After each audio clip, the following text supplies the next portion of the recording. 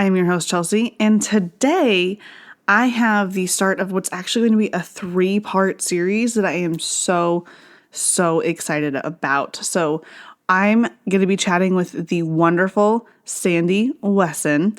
And Sandy, I'll read you her bio here in just a second, but she has some really great information to share that's hard to get into just one podcast episode.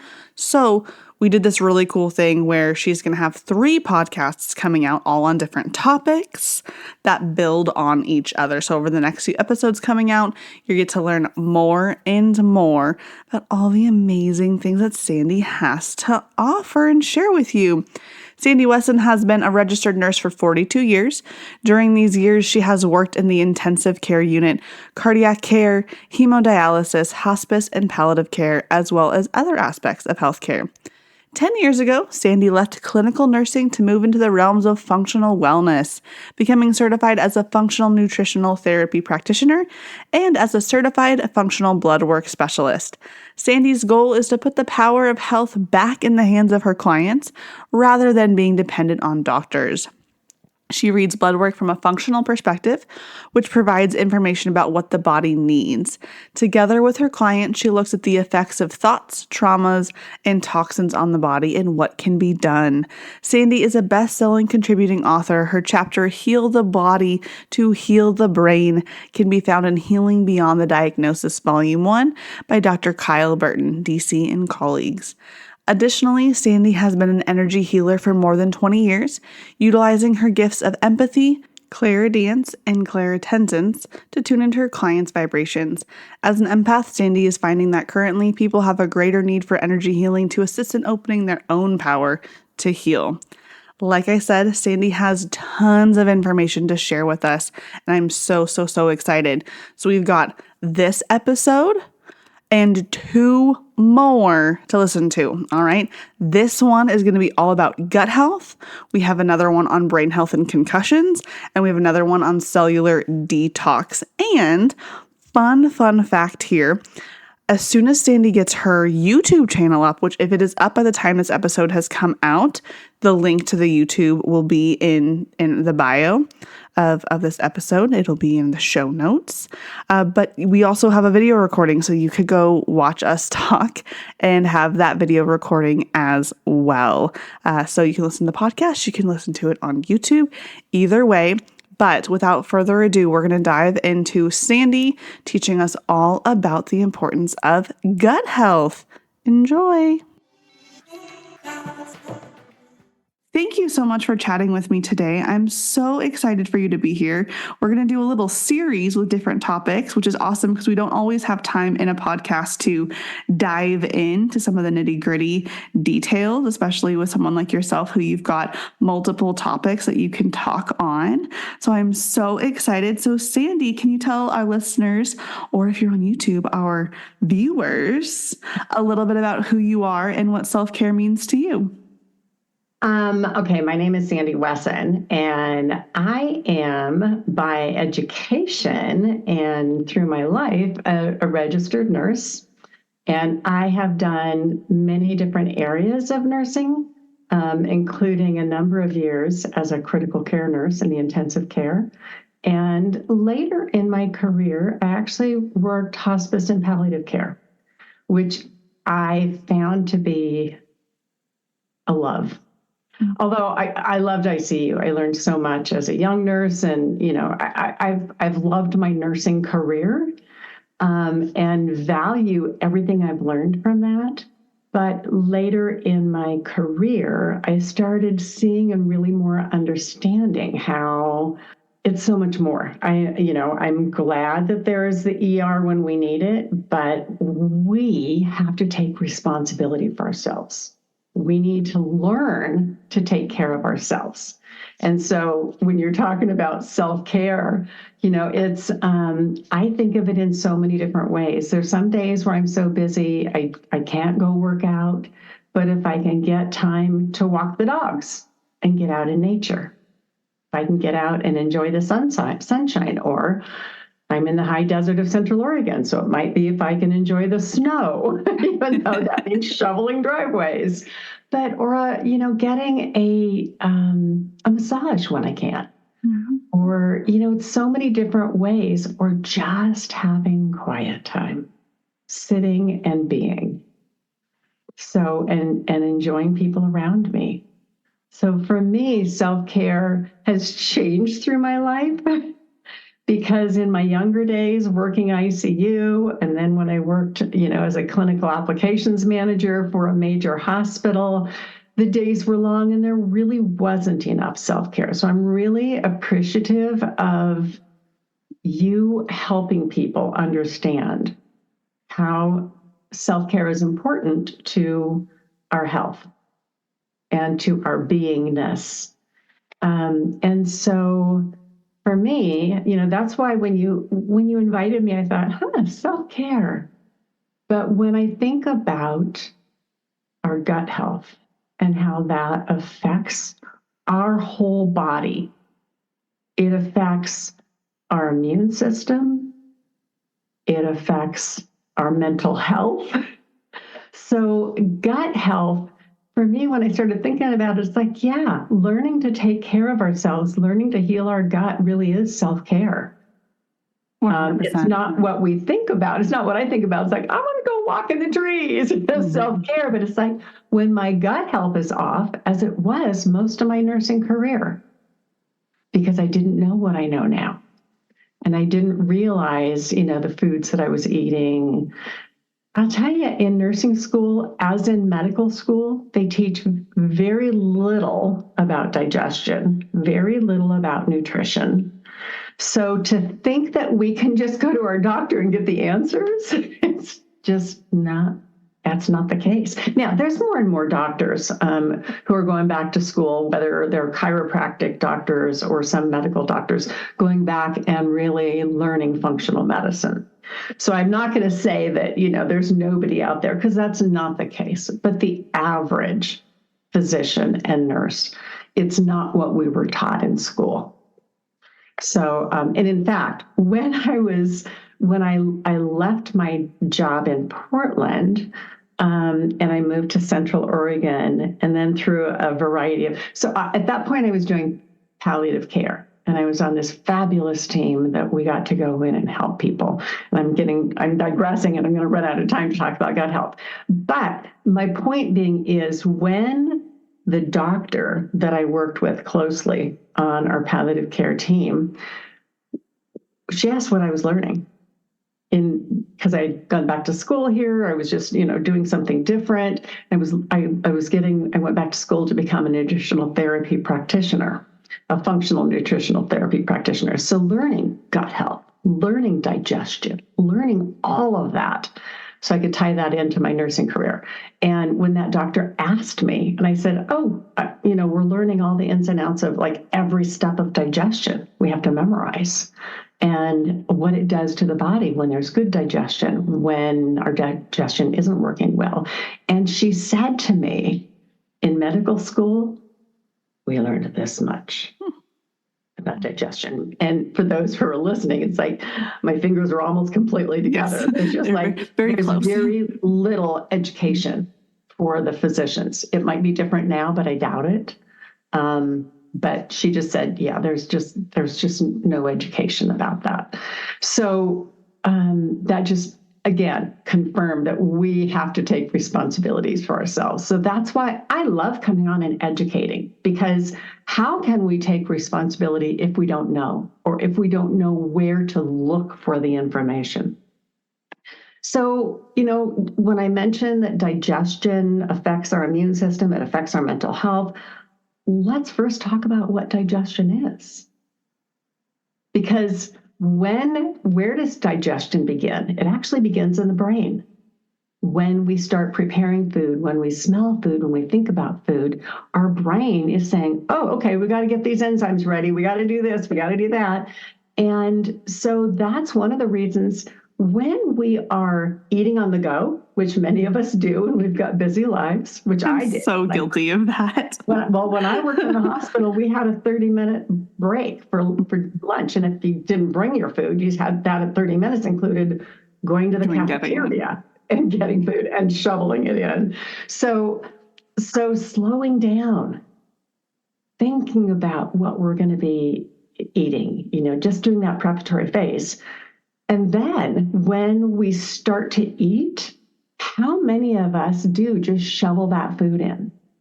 Well, a critical step for digestion is chewing our food.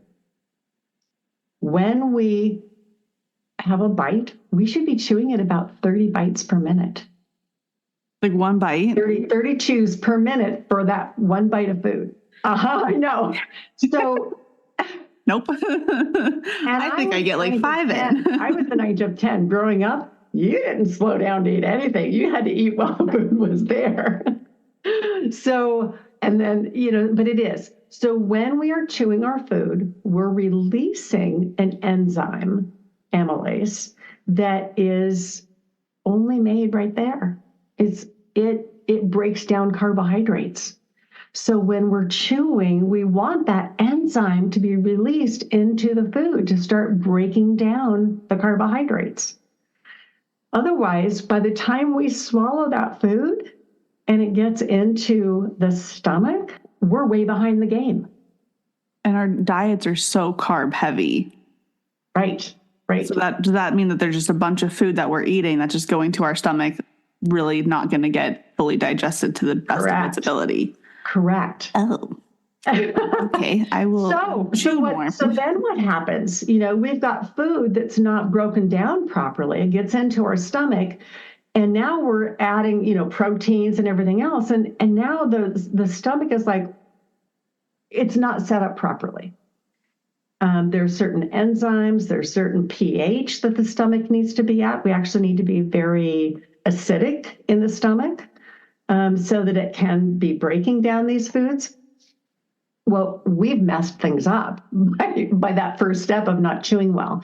Then what happens? So when our food is not well digested, it sits there in the stomach and it ferments and it putrefies and we get reflux. In the medical community, they're taught that when we have reflux, when we're burping that up and, getting that awful, when we feel bad, we feel bloated, that we don't have enough stomach acid. Or that we've got too much stomach acid. And it's really that we don't have enough stomach acid because we didn't put, not intentionally, but, what didn't happen was the right steps of digestion so that we have enough stomach acid for that food to break down.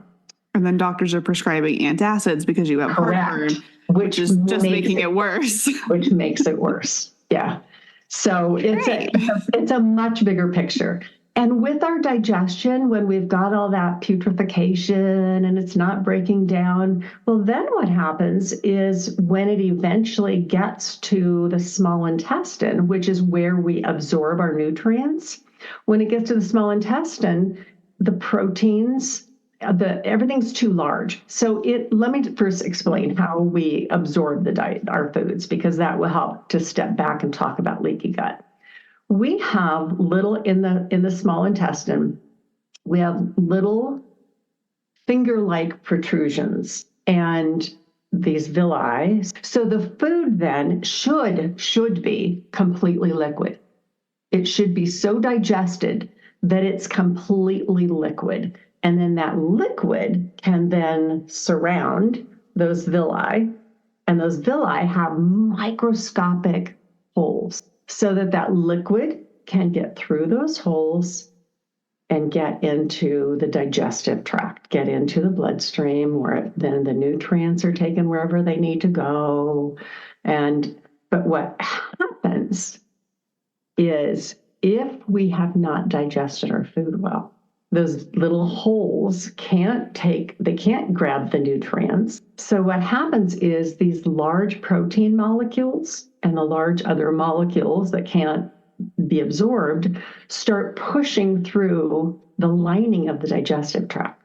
That lining is only 1 to 2 cells thick. That's really thin because normally that's all it needs. But then when we've got undigested food pushing through. That is leaky gut. So then that leaky gut, so that allows those large proteins get into the bloodstream, other toxins get into the bloodstream, things that shouldn't be in the bloodstream. So not only are we not getting the nutrients for our body, but toxins are now in our bloodstream. So now our immune system says, whoa, wait a minute, there's something here that's not supposed to be here. And so now our immune system has to launch an attack because it sees this as foreign invaders. So now the immune system is like, okay, I got to go to work. I got to go to work. And so it's now attacking something that is inside of us, not from the outside. I mean, it's not like an infection or it's not a virus from the outside making the immune system work. It's what's going on inside from our digestion or lack thereof of digestion causing issues in the bloodstream. So for people who may have heard of autoimmune, it's a pretty common term out there. What happens in autoimmune is that our body gets confused. And so again, when our body starts attacking all these proteins and everything that's within the body, it can become confused and then start attacking our own body. That's autoimmune. So that's why this whole digestion piece is so crucial, because we are setting ourselves up oftentimes for autoimmune to occur, to have an autoimmune disease. Think about IBS, irritable bowel syndrome. That's a type of autoimmune, and that's within the digestive tract. So there's so many pieces when we look further beyond just what we're eating. And so there's the digestion piece and our immune system. So now when our immune system is so busy working on these internal issues, it makes the immune system, it makes it harder for them to pay attention when there are outside attacks going on. When there is a COVID virus or the flu going around, our immune system, ideally, we want to be able to stand up pretty strongly to those outside incidents. But when our immune system is busy taking care of something else, it's less attentive to that. So digestion is really important for our immune system. Plus, a lot of when we think about the other functions of the gut, it is helping to create that stronger immune system. Well, if we're not doing it properly, if we're not digesting our food, we're making the immune system weaker ultimately. So then when I think about mental health, how does our digestion affect mental health? In so many ways. Mm-hmm.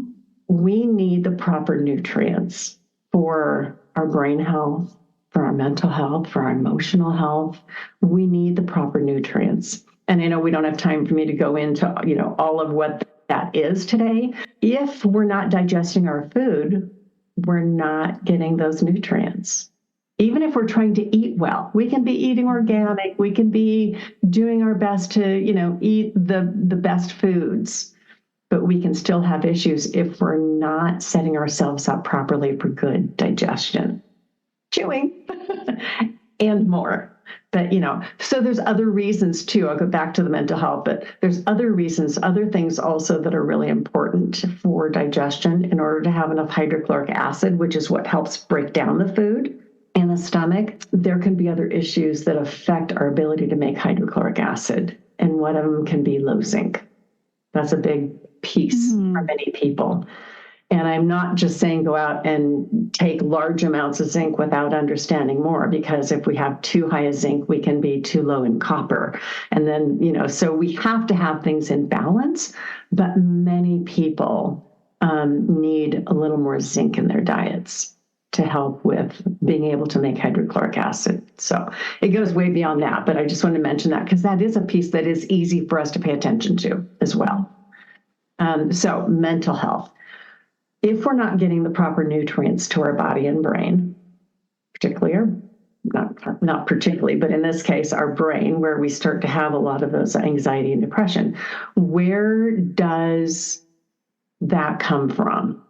A lot of times, so in our gut, back to digestion, we have to have the good microbiome, healthy microbiome. Many people have heard that term. It's the good gut bacteria. So if we don't have enough good gut bacteria, we cannot make enough of the neurotransmitters. So, and a couple of key neurotransmitters are made in the gut. And then the neurotransmitters are sent to the brain. And that's how we then have an opportunity to enjoy, because if we don't have enough good gut bacteria, we don't have the neurotransmitters that help keep us happy and keep us calm and relaxed, then our mental health is affected. So I'm going to go into make one more statement about that. It's not only having enough good bacteria, but if we don't have enough good bacteria, we may have an overgrowth of bad bacteria, which could include parasites. It could include a variety of other things. And we're going to talk more about that on one of our other sessions, because that in itself is a big piece. So that's why I just wanted to kind of cover a lot of the main stuff that kind of helps us then move into those next pieces to talk about brain health, to talk about what we can do to clean up our body. Because when we look at the pesticides and the herbicides, that affects our gut. What are those things made for?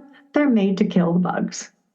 And they're sprayed everywhere. So we get those, we can inhale them, we can get them in our drinking water, we can get them on our food. So those end up in our bodies. That can also affect our ability to have enough good bacteria, because they're made to kill bugs. So if they're in there killing our good bugs, but oftentimes the harmful, they're not bad, but the harmful bacteria sometimes can be a little bit stronger than our positive, healthy bacteria. And so when our healthy bacteria gets weak, when our good bacteria gets weak, the other bacteria can start to overgrow. And that affects our mental health. That affects our overall health. Because if we have an overgrowth of parasites or other infections that can occur when we don't have enough good bacteria, then, well, let's just say parasites. We'll talk more about this. Like I say, on another session, we talk about detoxing our bodies. But parasites have their own neurotransmitters. And so they can change the way we think. They can create anxiety. So that's why it's like, this is such a much bigger picture. And when we learn to put all the pieces together, it gives us more control. It gives us more opportunity to say, okay, I'm not feeling so great. What is it? What do I need? Maybe it's just hydration. We've got to have enough clean, filtered water in our bodies. That helps the cells work. So do we have enough time to talk a little bit about cellular function? I think so. One thing I wanted just to say really quick, just to, I guess, make sure listeners get that of everything that you've shared, is gut health can be, I think you did a really good job making it simple and easy to understand. And the thing that I really appreciated was that you showed, like, it's like a waterfall effect, like it's a ripple effect, that one thing, like chewing is going to affect the acid content of your stomach, which is going to affect how it's digested, which is going to affect how it's absorbed, and kind of going down the chain. And then it affects all these other aspects of our body. But I want to like pull out that if like self-care, we want to try to make it as easy as possible, because we all got a lot of stuff going on. Yeah. And to me, like, just starting with, okay, yes, it can be overwhelming to be like, what food should you or should you not eat? Should you eat this organic? Should you eat this? Is this safe? Does this have toxins? And that can be really overwhelming. But starting with the slow down and chew your food more, at least to me, feels like a fairly easy thing to do. Like, I say easy, because I've known that I should slow down and I should chew my food more and I should eat more mindfully for many years. And I've had other people call me out on this podcast for that same thing. So maybe one day I'll get it, but it feels like an easier thing to start out with that doesn't require any other. Yeah, it's free. It doesn't require you to do research on something else, but it makes a big difference. And then it leads to all these other things. And so then I would love to hear about cellular function, cell health a little bit. Okay, we'll talk just briefly about cell health, and then we can talk more about that in our future meetings. But when I talk about the body and the different functions of the body, we're made up of bazillions of cells. And so we need those cells to function well. What is one of the key functions of our cells? Inside our cells are something called mitochondria. And the mitochondria is where we make energy. It's the powerhouse of the cell. Yep, it's the powerhouse of the cell. Every cell in our body, except for the red blood cells, but every cell in the body has around 1,000 mitochondria per cell. And if you think about our cells are microscopic and we're putting 1,000, that just tells us our body needs a lot of energy. But now let's take it to the next step. The liver and the heart have about 5,000 mitochondria per cell. Oh. So again, that's just telling us, okay, these organs require a lot of energy. Mm-hmm. The brain has about 10,000 mitochondria per cell.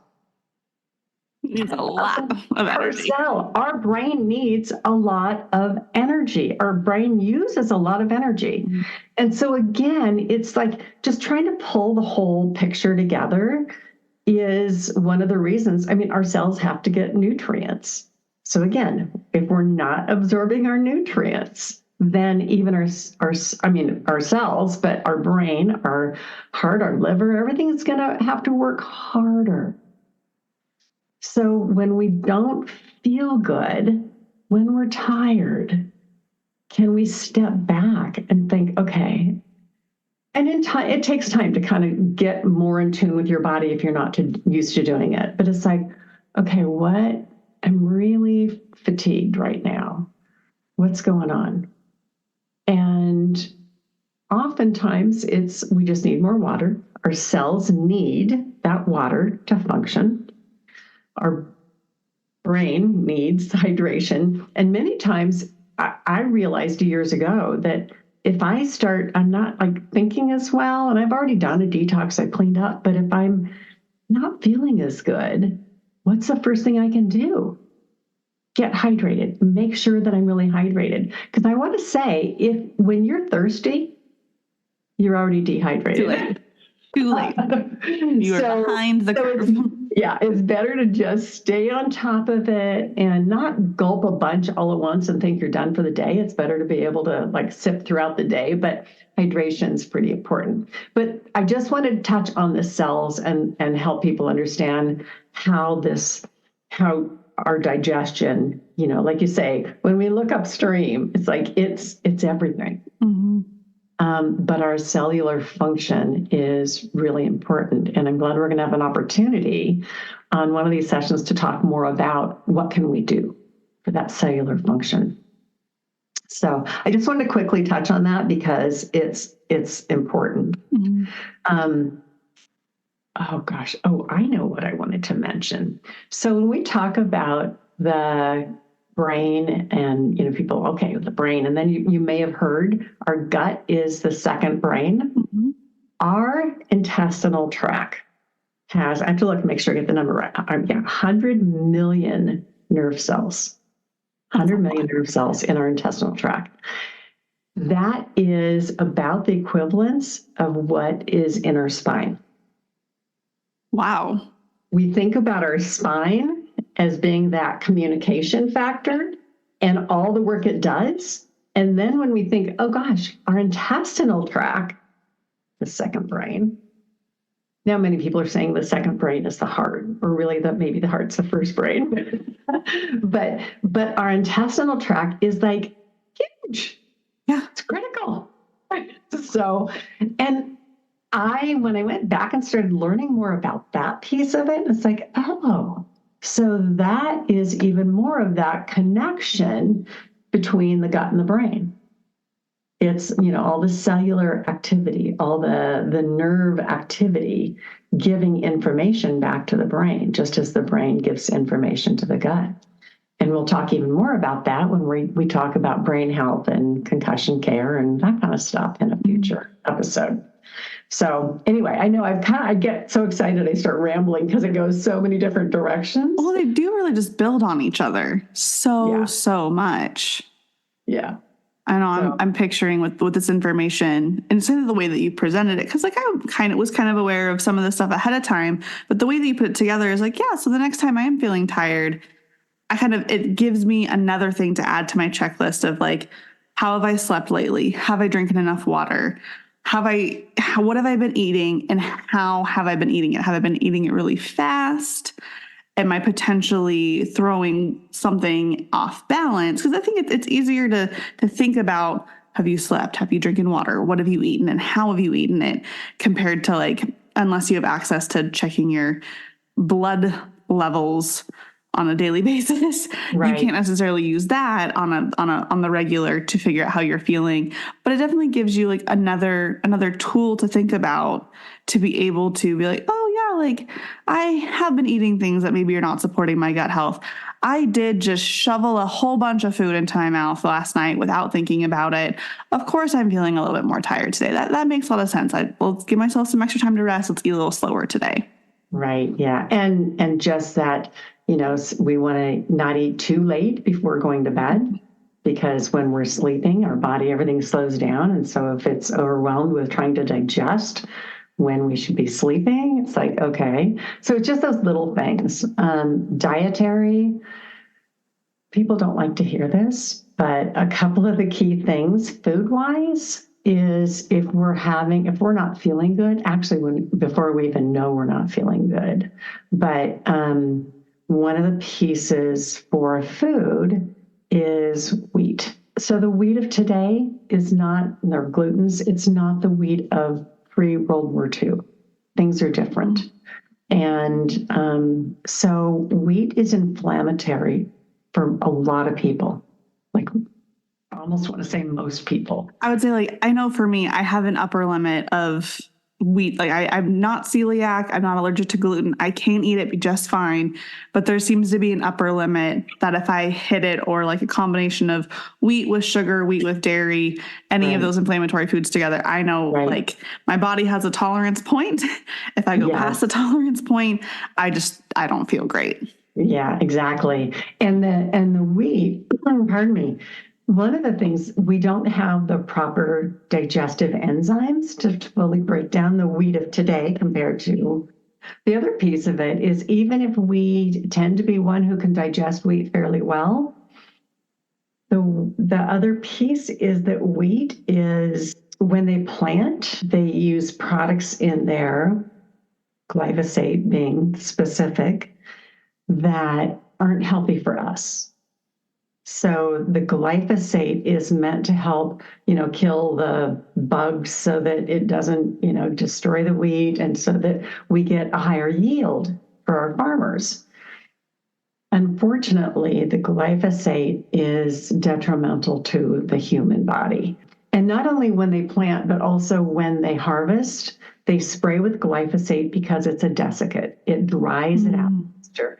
And so, everything's about grow bigger, grow faster, get it out there. And so, and I understand for our farmers, but for the body, it's not healthy for us. And many of you have probably heard that Monsanto glyphosate specifically has been attached to a couple of different types of cancers as a strong contributing factor.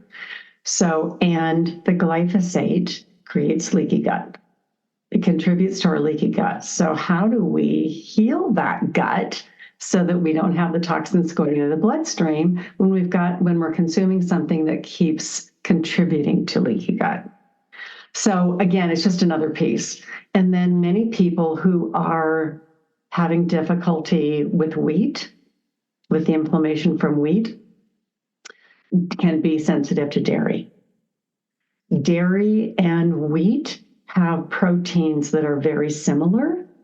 And so the body then, when it's busy trying to fight the inflammation from the wheat, can, again, start to get confused, and it sees a protein that's so similar that now it's starting to give us issues with, we have a sensitivity, a food sensitivity then to the dairy as well. So for people who are really struggling with their health in general, but with digestion, then my recommendation is to give it a shot. Try going off wheat for a couple, 3 months. I've had so many clients that come to me, and when we start working together and they've just been really, had digestive issues for a long time, or they've been just generally sick. I said, okay, let's try it. Oh no, I don't have a problem with wheat. And then they go off of it for 3 months. And when they start to eat it again, and they're feeling better, when they start eating it again, it's like they feel like crap. I mean, they just feel terrible again. So it's sometimes it just takes some trial and error for us to kind of figure out what some of our food issues might be. So no, I had a functional medicine doctor encourage me. So I was having some not major gut health issues, but some stuff. The biggest symptom was really that I was breaking out on my neck under my jaw. And they were like, you know what, just pick gluten, dairy, or sugar, cut it out for 30 days. Yeah. See if you feel better. And then if you do, try slowly introducing it back in and see what happens. If you don't feel any different after cutting one of them out for 30 days, pick another one, cut it out for 30 days and keep going until you kind of find out what's happening. Let's start there. And that was when I think I started to really notice, there's an upper limit. I chose dairy because it was something I had never consciously tried to cut out before. And so for me, and I wasn't super strict. I'm pretty sure I still had sour cream and cream cheese because I was like, no, I'm not giving these up. It makes it, I just wanted them. But I stopped eating cheese. I stopped eating or having cow's milk. And I definitely was not perfect with it, but lowering that amount was enough for my body to really start to feel better. And that's when I kind of started eating it again. I would put it together of, okay, I can still have mac and cheese if I want it, but what else have I had that day? What else have I had that eat? Should I have mac and cheese every single day? No, gosh, no. I love bagels and cream cheese. Should I have one for breakfast every single day? Probably not, because I have, and I haven't felt good just because it's that upper limit for myself. Right. And we're all different. So yeah, we have to figure out what those are. There's another way. I don't have time to teach it now. If people go to my website, which is brainworksforlife.com, which will be linked in the show notes. Okay, great. There is, I had been asked to be a contributing author in a book that has become an international bestseller. Yay! And so the chapter that I was asked to write was about healing the brain. It's like, well, I can't do that without, including healing the body. So it's a healing the body to heal the brain is the name of the chapter. But at the tail end of that chapter, I put in a way that people can test foods to see if they're sensitive. So awesome. It's a worthwhile book because there's 19 different practitioners that all talk about different areas of healing. So if you go to the website, there's the link to Amazon. I don't make anything off it. I just did it as a labor of love. So it would be a good way. There's some information in there. Yeah, we definitely can't get through everything. I've really appreciated how you've gone and you've broken down the digestive system and what those different steps are, because I think having that understanding does help us be able to know a little bit more of okay, where within that process am I potentially having an issue? And when you also know what all those other things that are being impacted by poor gut health, poor digestion, it makes you go oh, okay, I know I've struggled with anxiety before, waking up and just feeling anxious for no reason is not a fun feeling. And I think way too many of us are experiencing that way too often. And so being able to know, like, okay, like there are things I can do without having to go see anybody, without having to spend extra money or just have to really take that much more extra time out of my day makes a big difference. And when you know what that impact can be, it makes it so much easier to do the thing, like thinking, okay, well, not only am me chewing my food more going to be good for my digestion, but it's also better for my immune system. I've got little nieces and nephews who I love and adore, but they're little germ factories. And so if my immune system can be strong, that's fantastic. And again, mental health, like being able to have that understanding of how it's impacting your everyday life makes you more likely to do that. So I've really, really appreciated that. Where can people find you on the internet if they're listening to the podcast to be able to get some more information? You mentioned your website. Are there other resources that you have? So I'm on Facebook, Brainworks for Life, Instagram, Brainworks for Life. And I am starting a YouTube channel. It's not fully up yet, but I will start, like I've recently done a masterclass for brain health and concussion care. So initially I'm going to have that available, pardon me.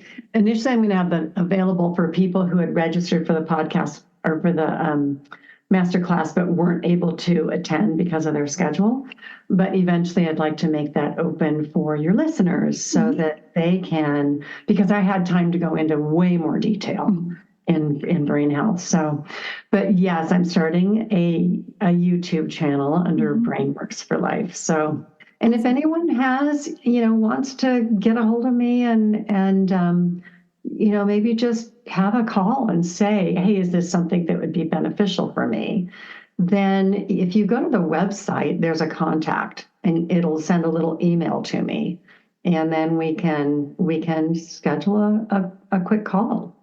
Say, gosh, maybe there's something more. And then also on your in your show notes, I've put a free download. Yay! This one is for brain health in particular, but it does include some foods that are the nutrients that we need, and then some foods that may help contribute and take care of that. So that is, oh gosh, I'll think about it. It's brainworksforlife.com/brain if you just want to go directly to that and download that. Awesome. Yeah, those will be linked in the show notes. So scroll up, down, left, right, wherever you need to on whatever you're listening to this on. And yeah, the podcast is this recording of me and Sandy. If you want to see faces and you want to see me make all the funny faces as I'm getting called out by the things that I do, you can go watch the YouTube video, which is super, super fun. And Sandy, you're going to have so many amazing things up there. I have really, really appreciated all the knowledge that you've shared for this episode so far. I know we've got 2 more topics that we're going to be talking on. One thing I want to also thank you for is sharing your experience in the more kind of Western medicine field of, yes, doctors are great. The ER is fantastic. There also is a lot more to health that is unfortunately not always taught in med school or nursing school or PA school. Not that those people are not incredibly intelligent and very, very good at what they do, but hopefully some of this information that you're sharing will help empower people to either seek out different practitioners and different experts or be able to kind of pester their doctor a little bit more to get the help that they need. Right. Yes. Yes. So. Well, thank you so much, Chelsea, for the invitation to join you because I love your message. I love what you're doing. And you help to empower people.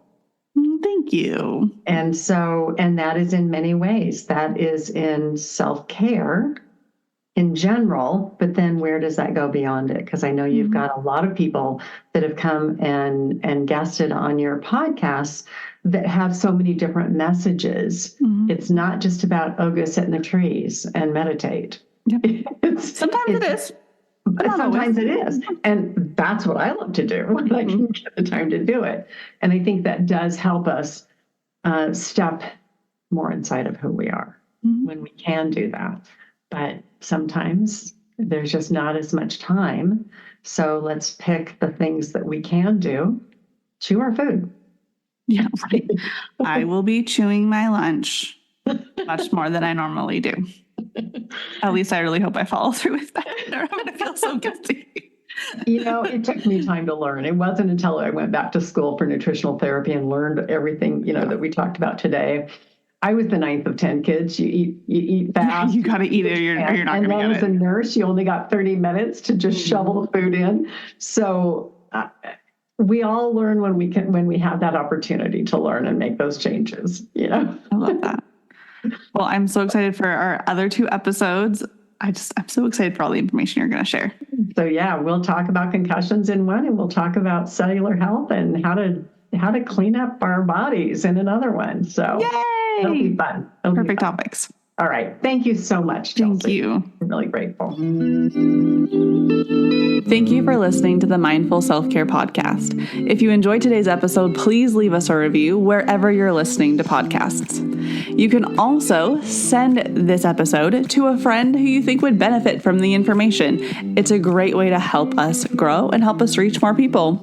If you want to connect with other like-minded self-care focused individuals, you can follow us on Instagram at The Mindful Self-Care, or you can join the Mindful Self-Care Society. It's a great place to connect with others, gain some additional resources, and really help make sure that self-care is a focus in your life so you can always feel your best. Thank you again for listening. I can't wait to be back in your ears soon.